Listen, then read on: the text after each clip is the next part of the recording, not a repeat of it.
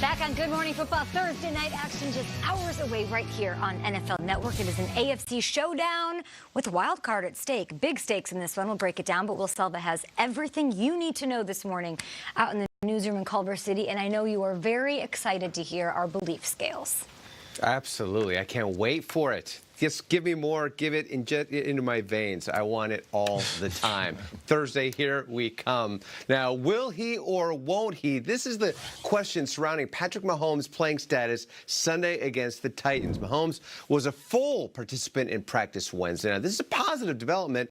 That being said, however, Casey has not said that Mahomes will be the starter at Tennessee. In fact, the reigning MVP is hoping to return Sunday. Now, if he does, it would mark 24 days since he dislocated his kneecap. Remember, the initial timetable for his recovery was that he'd be out at least 3 games. So far, he has missed 2 games. Head coach Andy Reid provides the clarity. He obviously wants to play. I mean, that's him. He's wanted to do that since 20 minutes after it happened. So, but we just got to see, not only today when he works, but how he wakes up with it in the morning. So, I just think it's it's day to day. We'll get both guys ready to go, and we'll like we did last week, and we'll take it from there. See how it all works. Chiefs and Titans, not a rivalry, but Giants and Jets certainly is, and they'll renew it on Sunday. This will be the first meeting between a Giants and Jets quarterback who are both within their first 2 seasons in the NFL. Sam Darnold and Daniel Jones representing the future for the Battle of Gotham. Head coach Adam Gase is starting to get the meaning of this rivalry. Something that probably didn't hit me really until I was here for a little bit of just kind of realizing 2 teams in the same city, kind of same stadium. You don't appreciate that when you're somewhere else until you're here, and then you kind of realize what kind of this having 2 teams in the same city in New York. It's different, and I could see why there's a rivalry there. So, but I think it's a cool game to be involved in. Now being here. And going against these guys and then playing them in the preseason and just kind of, and then knowing a lot of those guys over there, this will be a fun matchup. And by the way, Giants defensive lineman Leonard Williams is expected to play his first game against the Jets. Williams is the only player to start for the Giants and Jets in the same season in NFL history. So that is weird to think of that, huh? That's very weird. I love that those 2 are facing each other. Some call it the Snoopy Bowl. We call you the GOAT. Will Selva, thank you so much. It is the Giants and the Jets, as Will said, on Sunday. We hopped on the Daniel Jones hype train. Sure. A few weeks in, some of us, during the draft process. We also spent a large part of this offseason talking about how Gang Green may take over the city. Whose future, though, now, since things did not go as planned for either squad? Whose future is brighter? It's brighter.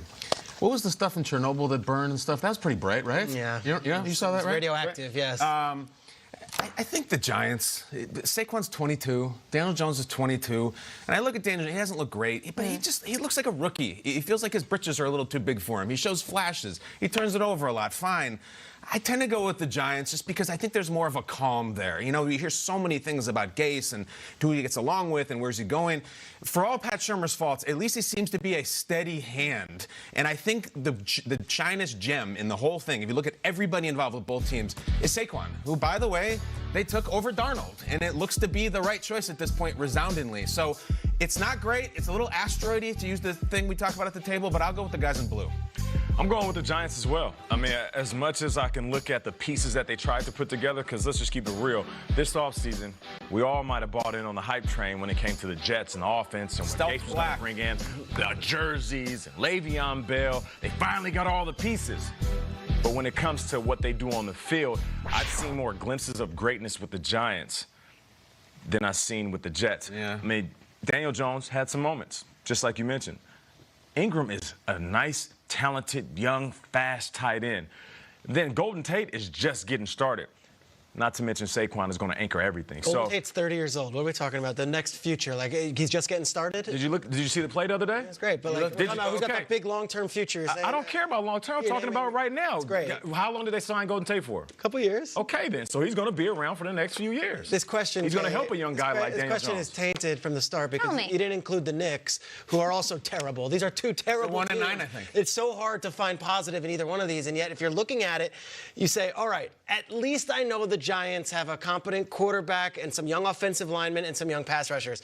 The Jets need to start all over again. With Darnold, all over? Darnold, I think, is going to be okay, but the offensive line is old and weary and injured. They have no pass rushers. And you look at that roster, and it's like Joe Douglas, like, fix this. It's not going to happen overnight. I think the Jets we thought it might be overnight. Jets might be 1 to 2 years still, and I'm not sure Darnold has all the stuff around him to ever be successful with how bad that offensive line is and how horrible these losses have been. We know he's talented. You're saying start over. That's easy to say. What needs to happen for you guys to pick the Jets in this question? None of you would have picked the Giants if we were talking about this in August. None of you. No. Well, I think the Jets beat the Cowboys. That's a really impressive win. What do you have to see from Darnold the rest of the way?